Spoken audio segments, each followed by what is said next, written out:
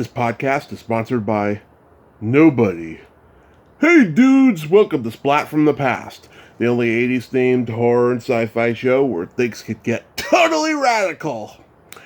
Now I am just so excited for today's guest because I have grown up loving this man's movies.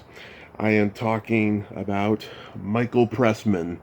Michael has directed great theatrical movies such as The Bad News Bears and Breaking Training, Boulevard Nights, Those Eyes, Those Lips, Some Kind of Hero, Dr. Detroit, Teenage Mutant Ninja Turtles 2, The Secret of the Ooze, which, by the way, I saw in the theater when I was 7.5. My dad took me to see it, and I am just so friggin' excited to talk to him today. And he's directed a lot of television as well. Gonna delve more into the theatrical stuff today, though, because that's all the stuff that I grew up on the most, and it's gonna be a great conversation. And I'd like to say happy birthday, Joy Eileen, frequent guest and friend of the show. You know, she's mentioned me on her podcast a couple times before, and I truly appreciate her and her friendship. So, happy birthday, Joy, old lady. So yeah, here is my interview with Michael Pressman.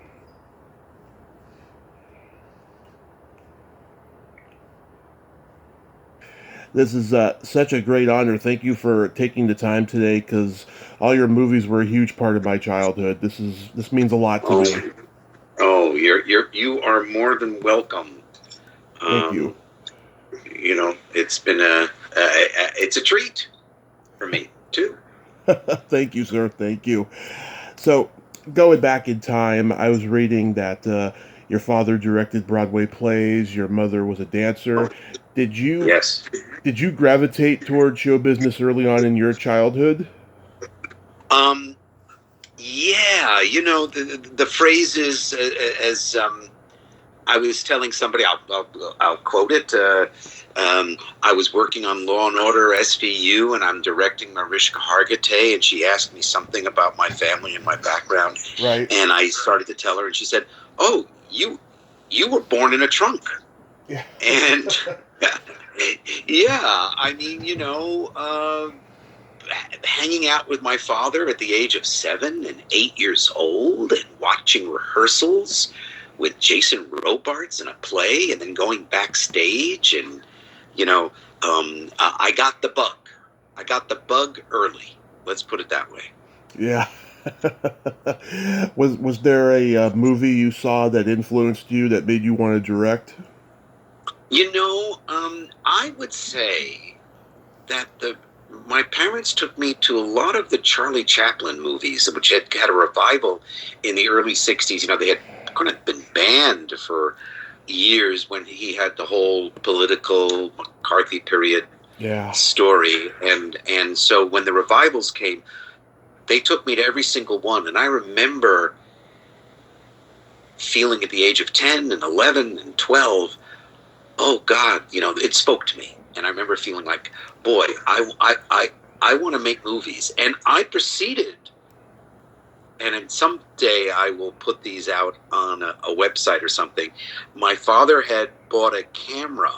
He had been in World War II, and afterwards I don't know how he got it, but he bought a Keystone 16 millimeter wind up camera with 100-foot loads, and was making home movies on 16 millimeter. And I started to play with that camera, and I made, at the age of 12, The Fall of Count Dracula, in which I not only made up the story, but I played Dracula, and the big twist at the end of the film was that it's a 10-minute short, he was killed by this Jewish star. And I have this film somewhere, and then I went on to bigger things and made a James Bond movie with my younger brother playing James Bond. And so I was making little movies as a teenager, proceeded to make a 15-minute short that got some awards, which got me into film school, and but I was living in the world of movies. Wow, that is so cool. You were diverse even back then. It's kind of, I didn't know what diverse was, but there I was doing it. Yeah. Who are your directorial influences? Is Chaplin one of them? Yes, yes. You know, boy, there are so many. I would say that the interesting combination would be that I was entranced and enthralled by, I remember vividly, at the age of 12, if you can believe it, seeing the original roadshow production of Lawrence of Arabia. Oh, yeah. And I was transformed. And I remember being very interested in David Lean and Bridge in the River Kwai and Lawrence of Arabia. And then I started to get introduced to foreign film, Truffaut, Fellini, The Bicycle Thieves, Vittorio De Sica. I mean, I started as a teenager growing up in New York City, we had the movie theater, the Thalia, down the street on the Upper West Side, which had all those revivals. So I became entranced with foreign film. And then, of course, on the waterfront and Kazan's work, and those were influences to me, big influences. I was not a child of the 30s and 40s Hollywood movies. I was more into the British films. I mean, Loneliness and the Long Distance Runner. I mean, I'm thinking of, and then of course as I got older, I mean, I was into the 60s movies of Hollywood, which were influenced by, I'd say, foreign film. Right. Being a New Yorker, you must have a broken heart now that all the theaters, even before the pandemic, were closing down. Yeah. But I had a great moment recently. I went back to New York. I've been living in Chicago for the last 2 years, working on the TV series Chicago Med as executive producer director, and the job came to a conclusion. It was a 2-year contract. I go back to direct. I'm very close with everybody, but I wanted to return to my directing, both in the theater and film, and went to New York and actually met for the first time Bruce, and I'm blanking on his last name. He runs Film Forum, Goldstein, Bruce Goldstein. Okay. And he said to me, "We've reopened the theater. Excuse the dog. Yeah. We've reopened the theater, and The Lady Killers is playing. And The Lady Killers was directed by my film school teacher, Alexander McKendrick at Cal Arts. And it's one of my favorites. So I went back to the Film Forum in May and watched The Lady Killers on a screen. And I will tell you, it was the first time in a movie theater in over 2 years. And I had tears in my eyes. It was just like, oh my God, I'm missing this. Though I have loved this period because I've seen so much streaming and so much work, and I've watched old movies and new movies and miniseries, and I feel like I've been more current than I've ever been. Mm-hmm. But there is still nothing like the movie-going experience. And yes, it was a little heartbreaking as it was dying before COVID. But there's something tells me that it might come back stronger than ever. I mean, it looks like it's beginning, but maybe we have to give it 3 to 5 years. I don't know. I definitely What do you agree. think? I definitely agree. Yeah, I think it's going to take a while for the theaters, but it still has high in demand, and a lot of us, film historians, are very passionate about it. So I think it will survive. Definitely. Yeah, in very special ways. I mean, let's face it. You really can't experience Lawrence of Arabia on a iPad. Yeah.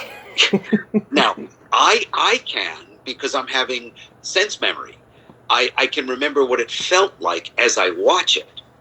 But to go to a 70 millimeter big screen movie theater, I mean, that's something that is not replaceable, I think. I think so, absolutely. So you attended Carnegie Mellon and then Cal Arts. Did any of your classmates at either school go on to become successful as well? Yeah, well, I was in a class at Carnegie that one of my friends and classmates was Ted Danson, who Nice. to this day we still have contact, and there was tremendous bonding that went on at school. And he wasn't in the class, he wasn't in the group that went off and left school to do Godspell, but I was in that class. So I left to go to Cal Arts. Mm-hmm. Um, uh, went on to do Godspell. So there was a whole group of people from there. Film school, you know, I'm very close with a lot of people, and they went on. Interestingly enough, I was in the first year of students, and they were mostly went on to be studio executives, whether it was Tom Mount or Sean Daniel or Rob Korelnik, and the later students whom I knew slightly were people like James Mangold, and then Tim Burton showed up for a short period of time, but I never got to meet Tim Burton, but I'm a big fan. Yeah, wow, that's a lot of history there. Yeah. So your first movie was The Great Texas Dynamite Chase? It was. It was. that was an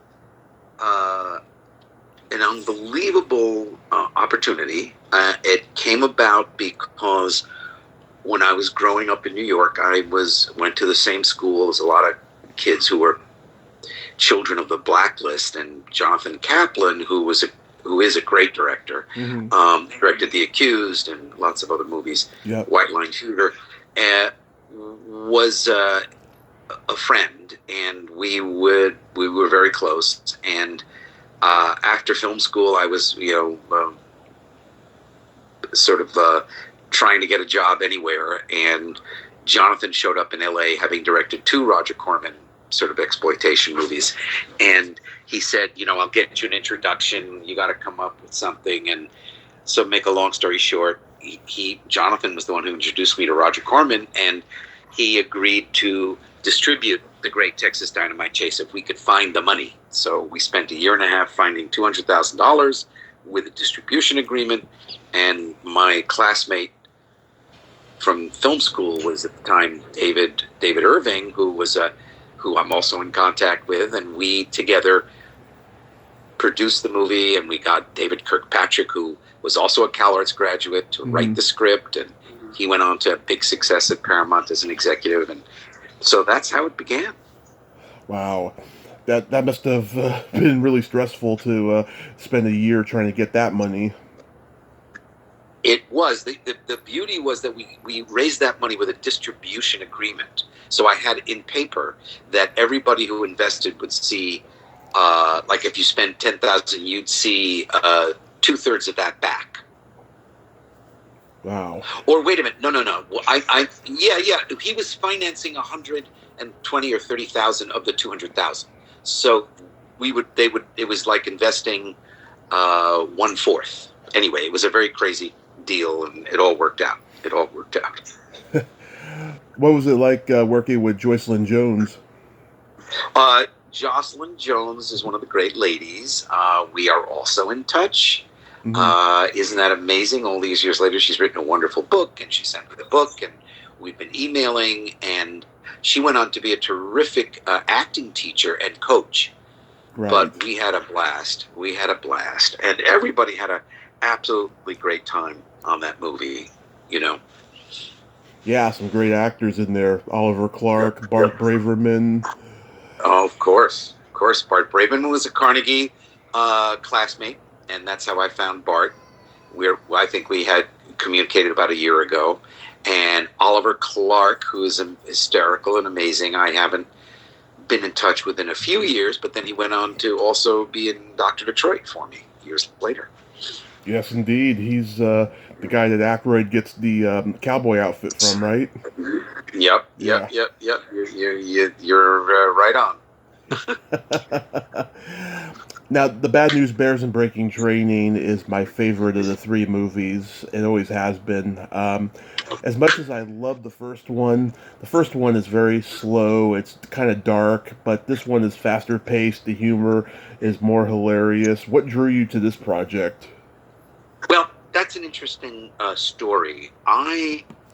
So after the Great Texas Dynamite Chase, there was a groundswell of interest in me. Like, it was 1975, and Jaws had come out, and Spielberg was a couple of years older than me, and everyone was looking for the next filmmaker out of film school, and the doors were wide open for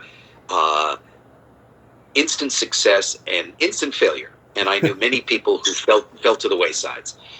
But so I got to meet a lot of people at different studios. And I also remember seeing the original Bad News Bears. And actually, the first one, I loved it when I saw it. I didn't know I was going to make the sequel. But I remember feeling like, well, it's a pretty terrific film. And then I literally got a phone call. By the way, I'll have to also set the context. Mm-hmm. I had made, at the time, $5,000 to direct the Great Texas Dynamite Chase. Right. And the deal with Roger Corman was, you don't own anything. I pay you $5,000. I don't own you. You don't own me. You can have a career. And if there's any profit, you won't see a dime. So I never expected to see more than $5,000.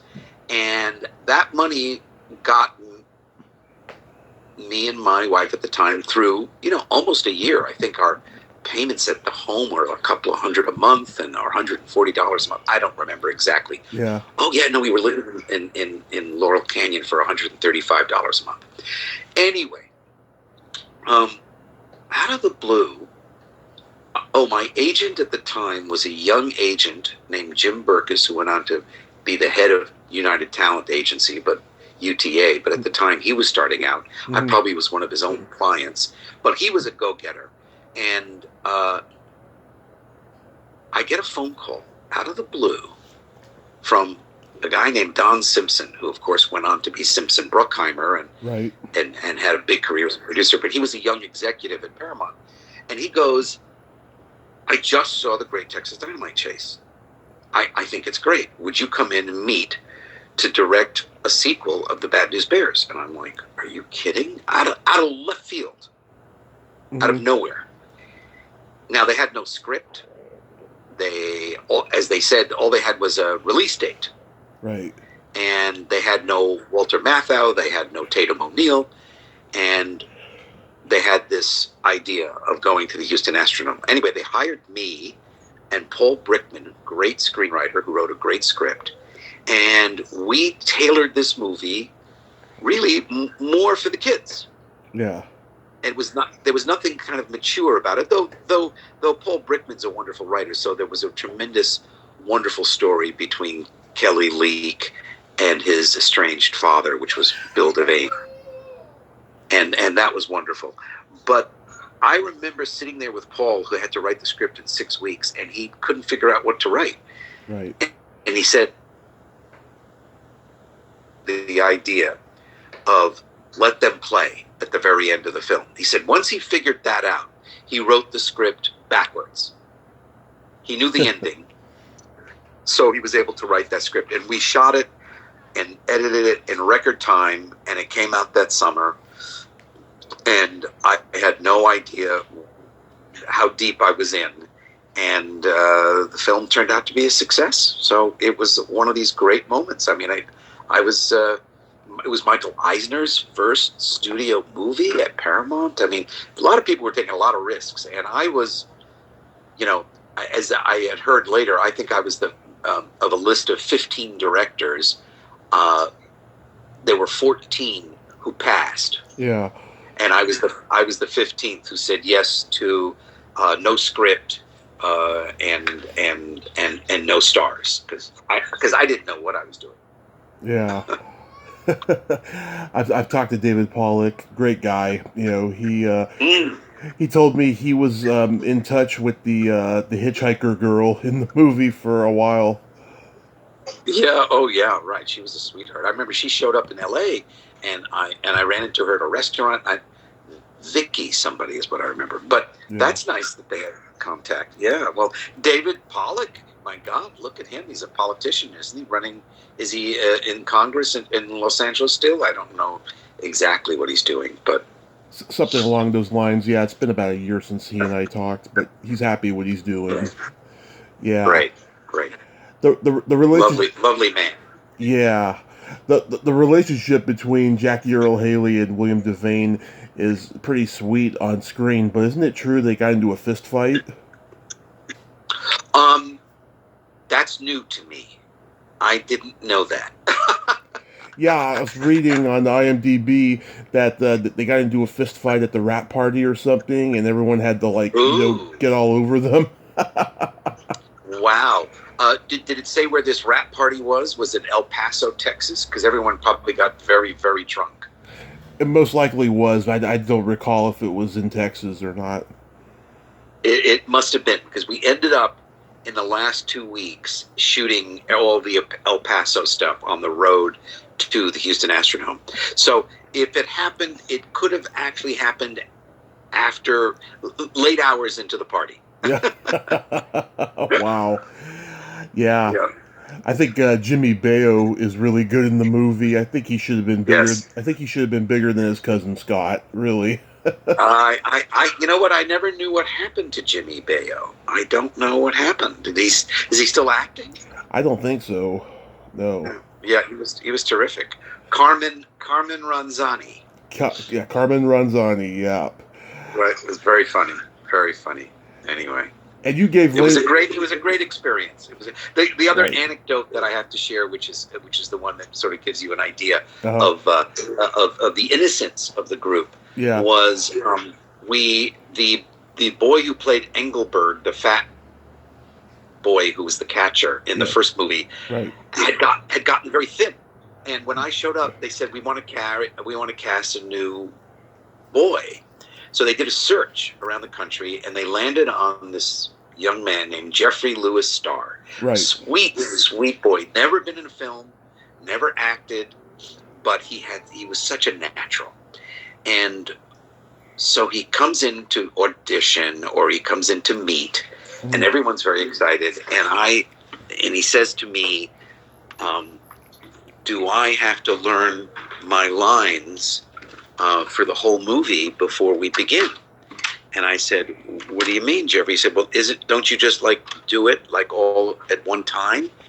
And I said, no. It's going to shoot over a period of a couple of months. We're going to do every day a couple of pages. It's not, he thought that when he showed up, he'd have to play the whole movie from beginning to end. Right. Because he didn't understand. So that calmed him down a lot. And then we were shooting. And right. I remember, I'll never forget, it was about 2 weeks into the film, or it was in Houston, and he was coming out of the pool at the hotel, and I ran into him in the hallway of the hotel. And I said, Jeffrey, I said, you're great in the movie. Mm-hmm. You're doing great. And he goes, what do you mean? I said, well, I watched the footage. And he goes, you take the film out of the camera? He thought it was like a still camera. You wait until the film's over. Yeah. Anyway, I said, yeah, we do. Look at it. He said, wow. So that was his understanding. Well, a year and a half later, they go on to do the Japan movie. They come back from Japan, and I run into the team. I must have been 6 or 7 kids at a Baskin and Robbins in Hollywood. Yeah. And they're like, oh my God, Michael. Da, da, da. And I said to them, how's it going? And Jeffrey looks at me and says, the dailies are great. And it's like he learned the lingo. It was very funny. I'll never forget it. Anyway, so it was a great experience. Yeah, I talked to Gary a few months ago. Yeah, Jeffree Star, I don't even know whatever happened to him, but he's in Anna, Illinois, I think, and he's back in the woods where he started. I think I've seen some pictures. You would never recognize him. Yeah, like most child actors. Yeah. You gave Lane Smith one of his first movie roles too. I didn't know that.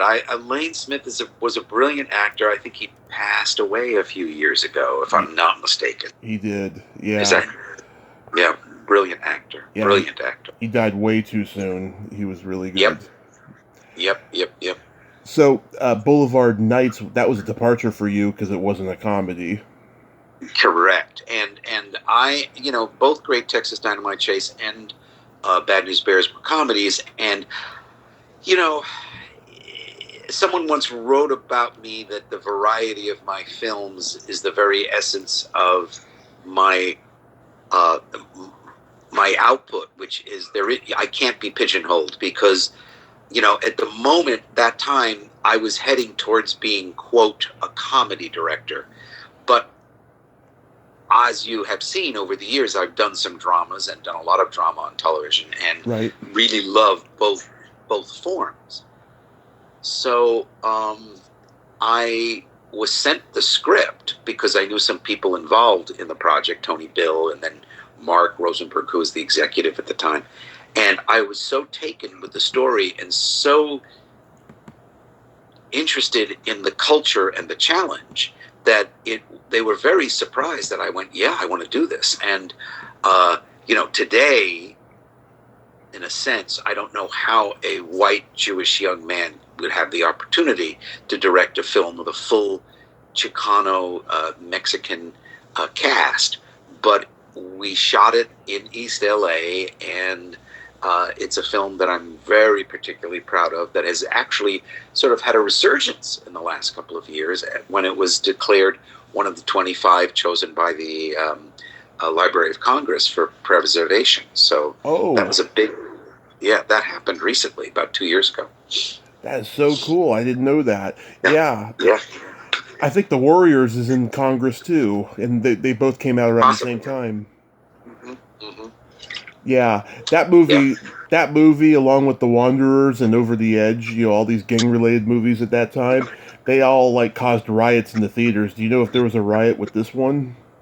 Oh my God, we had the biggest riots. We were shut down in San Francisco because of a Wow. Chinese gang had met up with a Mexican gang opening day, and then there were other riots. And the studio, after 2 weeks of, by the way, I mean, I think they did the right thing, but at the time it was heartbreaking because they didn't want to spend money on security because our box office numbers were through the roof. Yeah. They pulled the movie. They pulled it. Oh, And Paramount stuck with the Warriors, which became the big hit.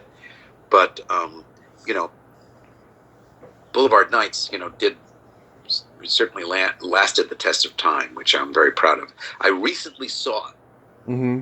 about, I want to say, 3 years ago, with a reuniting of the cast at Quentin Tarantino's movie theater in L.A. New Beverly. Yep. Oh, that's so cool. Then you did a romantic comedy, Those Eyes, Those Lips. Well, you got it slightly reversed. It's those lips, those eyes, but that's okay. I like those eyes, those lips. Those lips, those Yeah, eyes. that was a script. That was a script that was sent to me and had no studio attached, and I actually fell in love with it because it really spoke to me personally in terms of my background, as we touched, both the theater, Carnegie, my parents, and I was able to. It was at a time when I went to United Artists and they financed the movie for $5 million, and we made this little gem that starred Frank Langella and Mm-hmm. Tom Hulse and Linus O'Connor and Jerry Stiller and Herbert Berghoff, and it's an amazing cast. And we shot it almost all in Cleveland Heights, Ohio. And I was 29 years old, Mm-hmm. and it was a very, very exciting time. I can't describe how incredible that period was, even though it was filled with worry. And after Those Lips, Those Eyes, which got some wonderful reviews and then was a complete dud at the box office, it was very painful because Boulevard Nights had been pulled from the theaters, and Those Lips, Those Eyes was a financial failure, and I was kind of like close to having my career at the age of 29 come to an end. Yeah. Couldn't have been crazier. And then again, it was back to Don Simpson, who offered me the Richard Pryor movie, Some Kind of Hero. Yes, which So I'm a big fan of that movie as well. I think it's Pryor's most underrated movie. When wasn't the original script a lot more serious?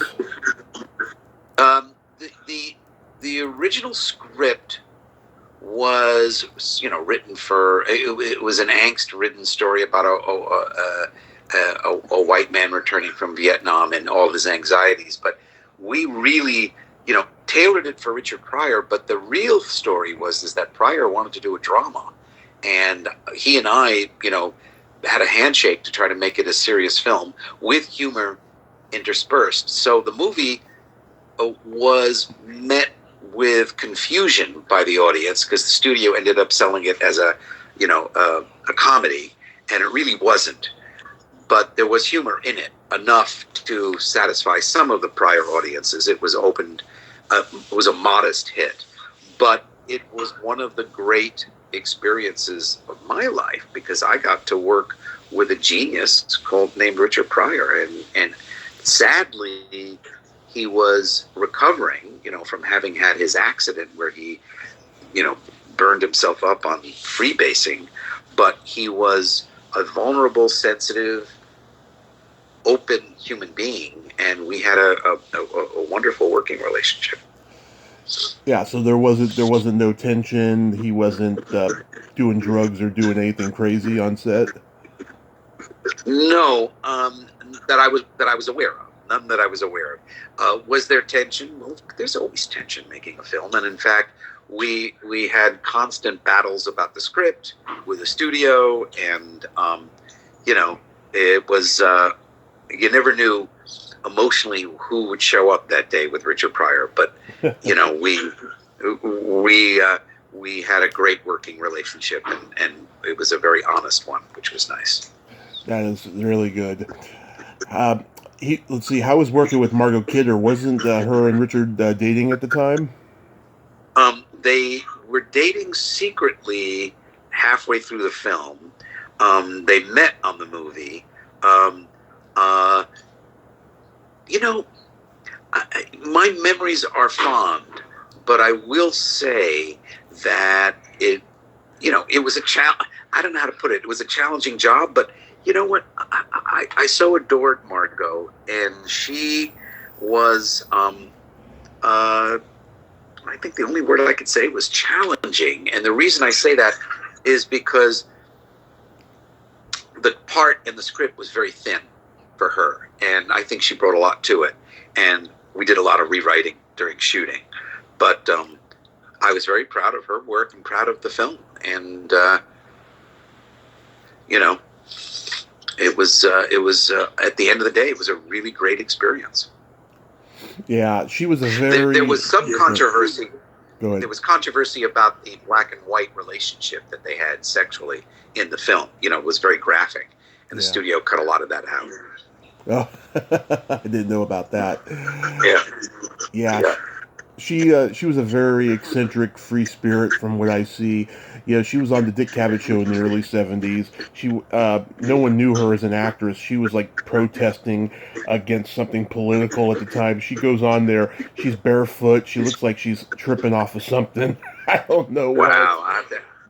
I'll have to check that out. I mean, I think she had a very serious nervous breakdown. Yeah.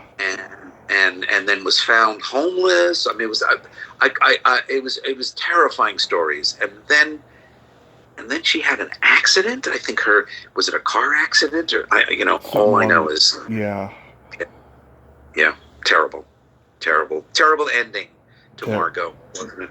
Yeah, really terrible. How was working with Ray Sharkey? Boy, another tragedy, huh? Yeah. Ray was very high during that film, and I think he was on heroin, and it was scary, and I didn't know if he would make it through a day, and yet he was gifted and brilliant, and we had a connection. And then years later, I was casting a movie about Al Capone, a television movie, and I ended up casting Ray, and we met, and he was great in that movie. And then he said to me, he said, you know, I'm recovered. I'm not on drugs. He said, you have to know the hardest thing is being in recovery, because I'll never forget this. He said, because if a recovering addict slips and goes back on drugs again, they do go insane. And so he slipped years later and went back on heroin, and then got AIDS, I think. AIDS, yeah. And that was a terrible death. But he was wonderful in that Al Capone TV movie, and we had a blast and had a great working relationship. Yeah. Oh, God, that was terrible. Somebody should make a documentary about him, because he's underrated. Yep. He did beautiful work in the movie. And actually, you know, in a funny way, he and Pryor got along great, and it kind of upped the game. You know, that all that stuff in Vietnam and Some Kind of Hero was shot in the last 2 weeks of the shoot. So Pryor was feeling very confident, and, you know, in walked, you know, Mr. Actor, and, you know, Pryor met him halfway. That's wonderful. So going back to Dr. Detroit, how did you get involved with that crazy movie? Well, that was just kooky. I don't know how to describe Dr. Detroit. It was, you know, if I could say the reason I went for it. Well, you know, the joke I used to say about it is that it was the Some Kind of Hero had not come out yet, and I was very, very hot still.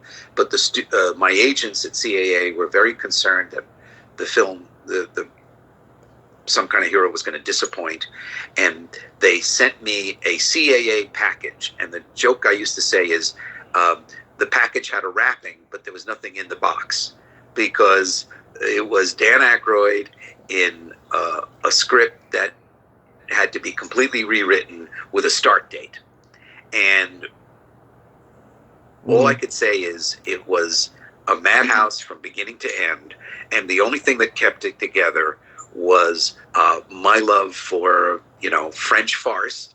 Yeah. And I kept imagining that I was making a Danny Kaye movie, and somehow Danny and I bonded on that film, and we, you know, amidst all the chaos, we had a blast making it. And again, that movie has such a cult following. I can't believe it. There are people who just are crazy about it. But it was the film that sort of ended my run of early movies, because by the time I was 32 years old, and I will confess, I am 71 now, but I'm 71 years young.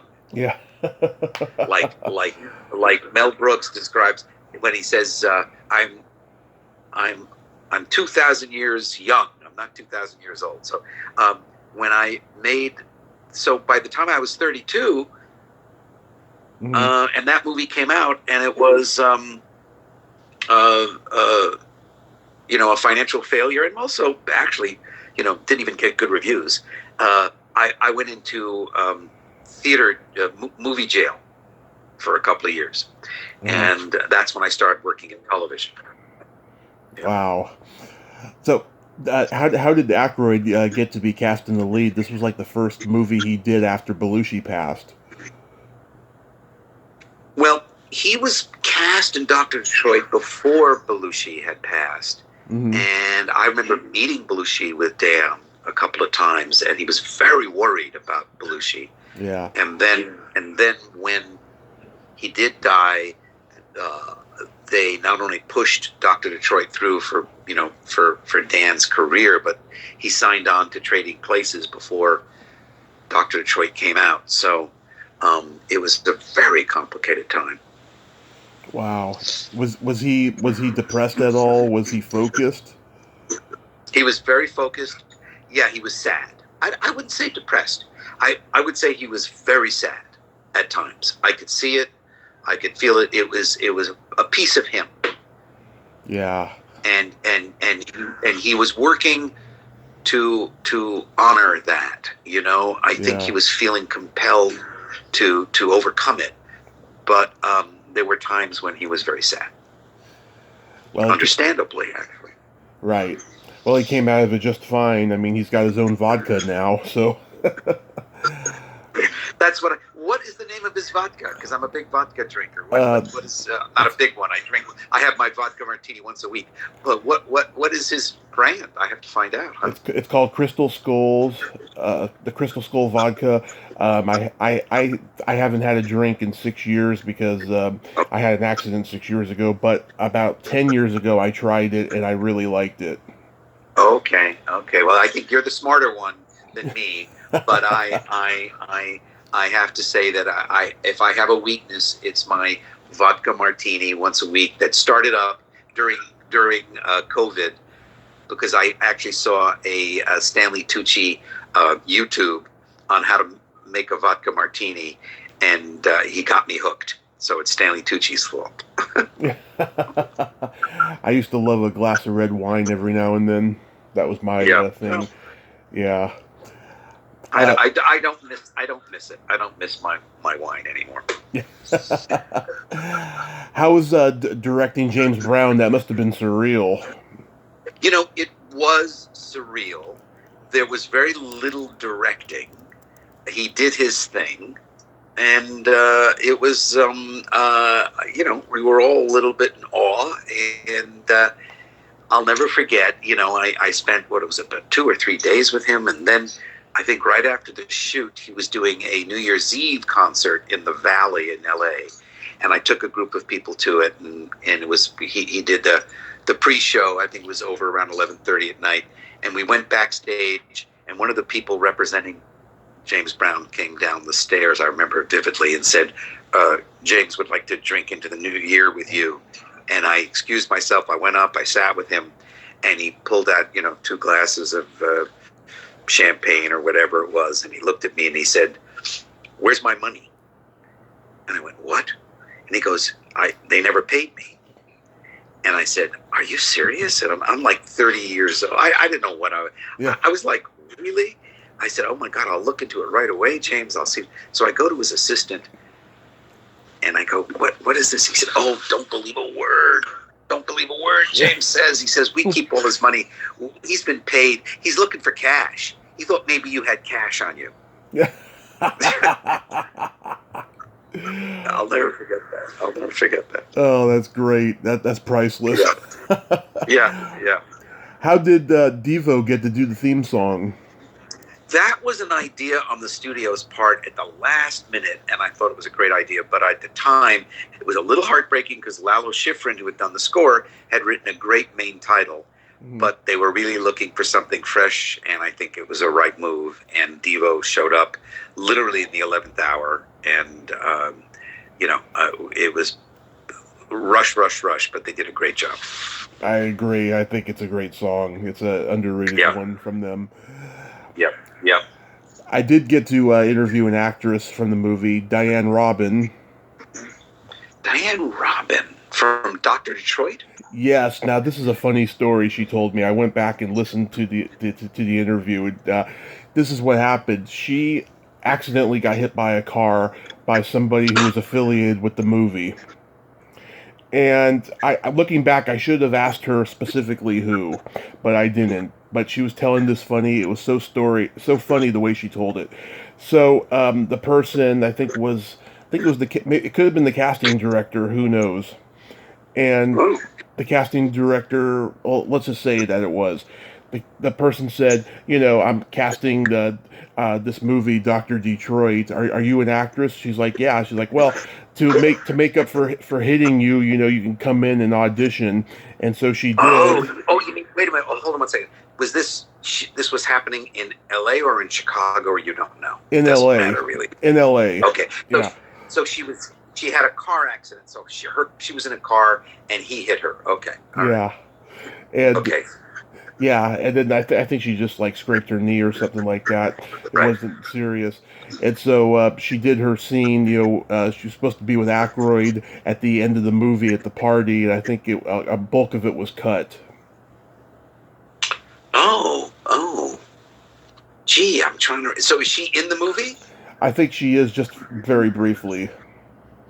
All right, I'll have to check it out. I mean, you think at the big ball at the end. Exactly, Is that okay? exactly. Interesting. It's vaguely in my consciousness, but I'm going to go look at it and see if I can find someone. He may have had a date that night at the ball or Yeah, something. something like that. Yeah, I know she'll definitely hear this and she'll correct us and everything. Okay, good. When my dad, he took me to see Teenage Mutant Ninja Turtles 2 when I was like 7.5 years old, Wow. and I love it just as much as the first one, which was very dark. Did you Mhm. want to make this one more comedic and lighthearted? Well, actually, I will confess that the company had gotten a lot of flack from the first one from parents and organizations, and they wanted to make it a brighter, funnier kind of Marx. I don't want to say Marx Brothers, but that's where I took it to. Yeah, And they wanted to make a funnier film, and I was game. I agreed actually because I had seen the original and went. I think we can make a lighter, funnier, uh, entertaining movie for the 7-year-olds. yeah. I mean, when I saw it in the theater, I was just like, "Wow, this is much more wacky than the original was," and it's just, yeah, the dark tone is not there. Yeah, The dark tone of the first one was a lot like what Tim Burton's Batman was. correct, correct. Yeah, Correct. You know what? I mean, the basic premise is kind of crazy funny. Teenage Mutant Ninja Turtles. I mean, come on, who right. love pizza? You know, Yeah, I did come up with the whole opening sequence with everybody eating pizza in New York. That was totally mine. I love that. Yeah, I think New York pizza is very very good. I love New York pizza. Yeah, yeah. Judith Hogue, I guess, didn't want to return for the sequel. How did you find Paige Turco? Well, a couple of things. I had actually known Judith and wanted to cast her in another television movie, and something happened. I showed up and they went, Judith is not returning, and it was like, really? And I was feeling, too bad about that. But so we went on a big search, and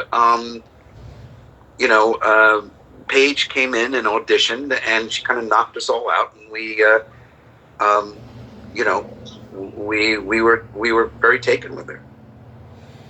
Yeah, I think that Paige, she resembles the cartoon April O'Neil more than Judith does, but Judith Yep. had a really good spin on April in the first one. She was more of a tomboy, I feel. Right. Yep. but, Yep. I do too. I do too. but Paige was good too, really Yes, she good. was terrific. Yep. Yep. I've talked And to she did the third. You know what? I never saw the third one. I mean, I saw a few minutes of it, but have you caught the latest ones? The redos, the reboots I of the. I absolutely refuse to watch the newer ones. Wow, interesting. Yeah, the loyal fans of the early movies don't seem to want to watch the latest. It's funny. I'm a purist of the Ninja Turtles. Yes, the third one, I think it wasn't as good, but there's some funny stuff in the third one. Right. Good. Um, Good. in what's his name? Elias Keats, who played Casey Jones in the first one, he returned for three.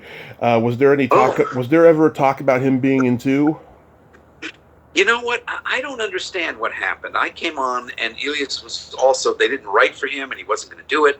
And yet, the irony was, I had cast Elias in one of his first jobs ever Hmm. in a television movie, and I was a big fan of his. And actually, he did a reading for me a few years ago, and we reconnected. And Hmm. he's such a quiet, nice person.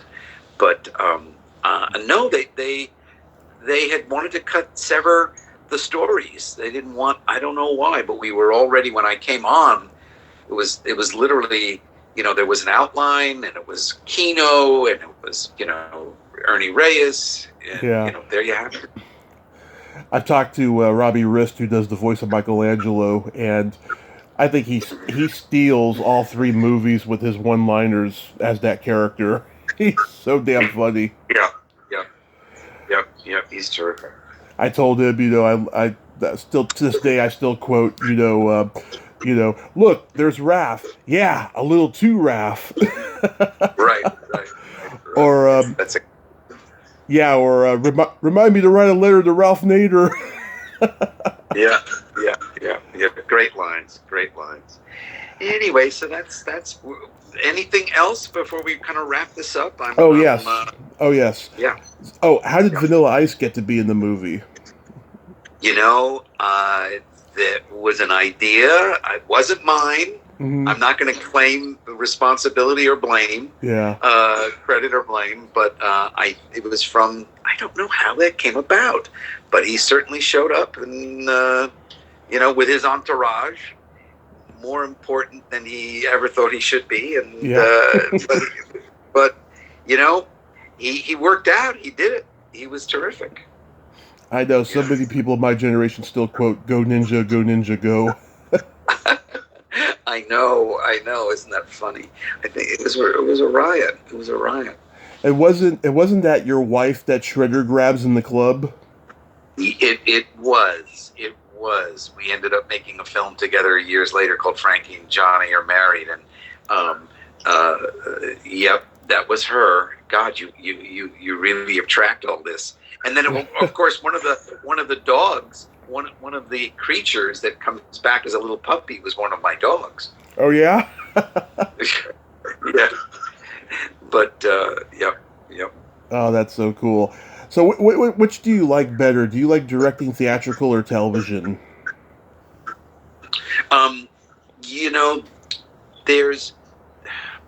Let me say this. I feel directing television episodes is like going to the gym, in that you stay in shape. Mm-hmm. You try new things. It's an opportunity to feel free and experiment, and it helps the film work, which I think still, to me, is the art form. Now, however, what seems to be changing, and I can't put my finger on it, is you're beginning to see motion picture-like quality in episodes. Mm-hmm. You'll shoot for 10 days, you'll work with 3 cameras, you'll have production value. The stories are visual, not just verbal the way they used to be. So the form is bleeding. And it's hard to put. You look at The Crown, or you look at Lupin, which we just finished watching, which we absolutely loved. And if you haven't seen Lupin, you've got to see it. It's a French miniseries. I'll check it out. Oh, absolutely! It's movie quality. Mm-hmm. But I still like the beginning, middle, and end of a movie, and I still like making something for the movie theater. So, in a sense, the art form, I still believe in the art form of the movie. And I think making a film, there's nothing like making a film, both from a style standpoint and from an investment in terms of your art form, et cetera, et cetera. When you make an episode, and it can be a really terrific episode, you are a piece of the machine, which is the series. Now, what I really love to do is I love to be the producer director, because I'm overseeing the whole series. Right. So in that respect, there's nothing better than the job of being producer director. And finally, the other thing too is the learning curve in television is wonderful, because, I got to direct 6 feature films in my early years. Over a period of 10 years, I've directed almost 100 episodes, because you direct 4 or 5 in a year, or 6. And in 3 or 4 years, you've directed 30 or 20, and you really grow. Yeah. So they feed off each other, but nothing beats making a movie. I truly think you're right. How do you feel about today's, digital and streaming? I mean, do you think it's good because it's faster, or do you think cinematic wise it's terrible? I thought it was terrible. Now I'm beginning to change my mind. And I'll tell you why. Because Hmm. if you invest in a bigger TV screen and you have the ability to concentrate, A, you can see it immediately. And then here's the terrible thing I got to say. Hmm. If it's really not good, you can turn it off. You don't have to have spent $30 to go to a movie theater and go, why did I waste my money and my time?